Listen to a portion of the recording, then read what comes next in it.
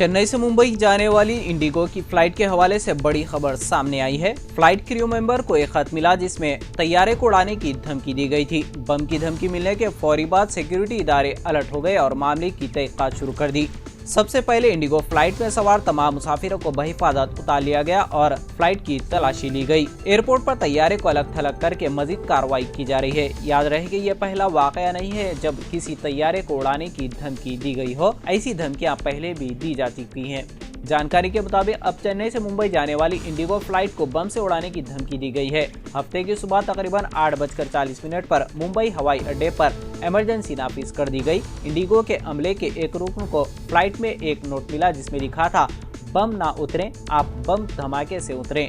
इसके बाद सनसनी फैल गई। सिक्योरिटी एजेंसियों को फौरी तौर पर इसकी इत्तला दी गई। मुसाफिरों को तयशुदा प्रोटोकॉल के मुताबिक बहिफाजत निकाल लिया गया।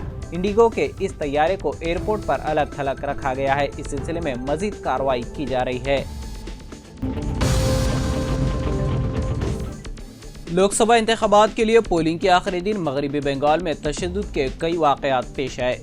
जुनूबी 24 परगना जिले में एक मुश्तल हुजूम ने 2 पोलिंग स्टेशनों पर धावा बोल दिया। एक इलेक्ट्रॉनिक वोटिंग मशीन को एक करीबी तालाब में फेंक दिया। पोलिंग एजेंट्स को मुबैना तौर पर बूथों में दाखिल होने से रोकने के बाद बदअमनी फूट पड़ी।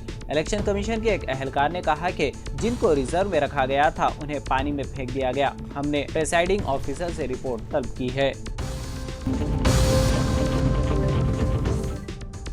लोकसभा इंतखाबात के 7वें और आखिरी मरहले में उत्तर प्रदेश की 13 सीटों समेत 8 रियासतों और मरकज के जेर इंतजाम सूबों की 57 सीटों के लिए हफ्ते की सुबह 7 बजे वोटिंग शुरू हुई। इन नशिस्तों पर वोटर शाम 6 बजे तक अपना हक रायदही इस्तेमाल कर सकेंगे। इस मरहले में रायदहिनगान वज़ीर-ए-आज़म नरेंद्र मोदी, मरकजी वजीर अनुराग ठाकुर समेत कई अहम शख्सियात की इंतखाबी किस्मत का फैसला करेंगे। लोकसभा के आखिरी मरहले में 57 सीटों के लिए वोटिंग जारी है, जिसमें पंजाब की तमाम 13, हिमाचल प्रदेश की 4, मगरबी बंगाल की 9, बिहार की 8, उड़ीसा की 6, झारखंड की 3 और चंडीगढ़ की 1 सीट पर भी वोटिंग हो रही है।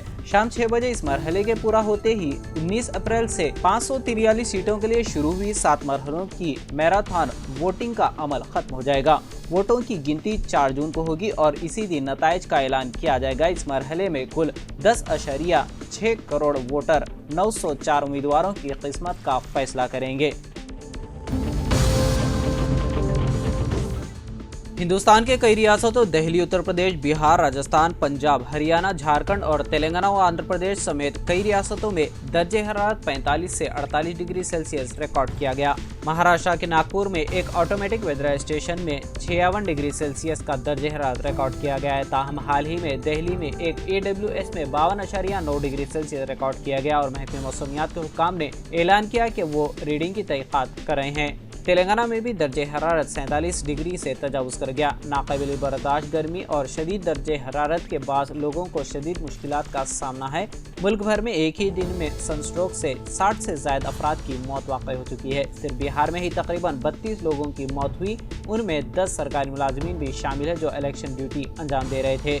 तेलंगाना के जिले मंचिर्याल के भीमारम और पेदापल्ली जिले के कमानपुर में ज्यादा से ज्यादा दर्जे हरारत 47.1 डिग्री रिकॉर्ड किया गया। भद्राद्री और कोंचरियाल जिले में 46.9 डिग्री, नलगुंडा जिले में 46.8 डिग्री और खम्मम जिले में 46.8 डिग्री रिकॉर्ड किया गया। हुक्काम लोगों को खबरदार कर रहे हैं कि वो अपने घरों से बाहर ना निकलें।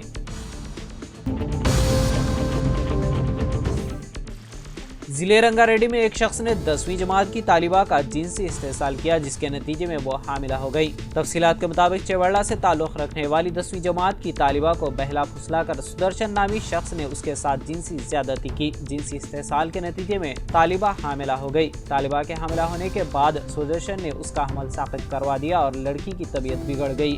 उसे इलाज के लिए अस्पताल से रुजू किया गया।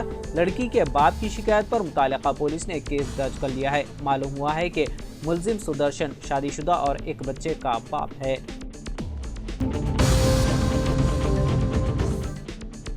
हैदराबाद से ताल्लुक़ रखने वाली फिल्म अदाकारा के साथ रियासत तमिलनाडु में इज्तिमाई इस्मत रेजी का शर्मनाक वाक़या पेश आया। इत्तलात के मुताबिक 30 साल अदाकारा, जिसका ताल्लुक हैदराबाद से बताया गया है, तमिलनाडु मुंतकिल हुई। वहां वो अपने रिश्तेदारों के पास रहते हुए फिल्मों में काम कर रही थी। उसने काफी नाम भी कमाया। इस दौरान उसके रिश्तेदार कहीं गए हुए थे कि एक फिल्म अदाकार के ड्राइवर और उसके 3 साथियों ने अदाकारा के मकान में दाखिल होकर उसके हाथ पांव बांधकर मुंह में कपड़ा ठोंसकर जिनसी ज्यादती की। इस मामले में वहां की पुलिस ने केस दर्ज करके छानबीन शुरू कर दी।